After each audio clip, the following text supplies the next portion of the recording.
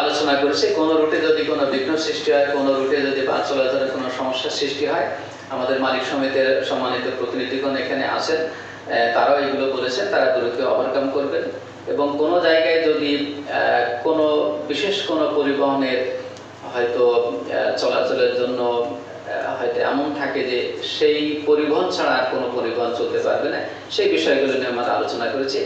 আমরা এখানে বিশেষ কারোর জন্য বিশেষ রুট আমরা বরাদ্দ রাখার বিষয়টা আমরা নিশ্চিত করতে চাই না। আমরা সবাই ভাবে যাতে শৃঙ্খলভাবে সুন্দরভাবে যাত্রী পরিবহন করতে পারি সেই বিষয়টা নিশ্চিত করার জন্য আমরা আলোচনা করেছি। বিশেষ করে যাত্রী ডেনসিটি অনুযায়ী কতটা বাদ যাওয়া দরকার, কোন সময় কতটা বাদ যাওয়া দরকার, সেই বিষয়ে আমাদের বিশেষজ্ঞগণ ঠিক করবেন। বিশেষ করে আমাদের ট্রাফিক পুলিশের সম্মানিত প্রতিনিধি আছেন, তারাও দেখেছেন যে অনেক সময় তারাও মতামত দিয়েছেন এবং তিনি বলেছেন যে আমাদের বাস চলাচলের ক্ষেত্রে অনেক সময় এবড়ো খেবড়ো বা দাঁড়ায় অন্য বাসের চলাচলে বিঘ্ন সৃষ্টি করে।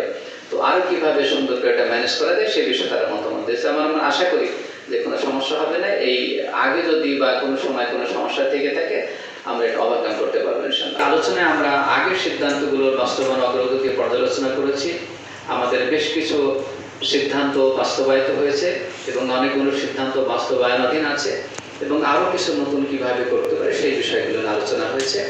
এবং আমরা আশা করি যে ঢাকা মহানগরীতে যেখানে পপুলেশনের ডেনসিটি অনেক বেশি বিশ্বের অন্যান্য দেশের থেকে, এই এত ডেন্সলি পপুলেটেড এলাকায় অল্প জায়গায় অল্প পরিসরে কী করে সুন্দরভাবে যানবাহনগুলো পরিচালনা করা যেতে পারে সেই বিষয়গুলো নিয়ে আমরা কাজ করছি।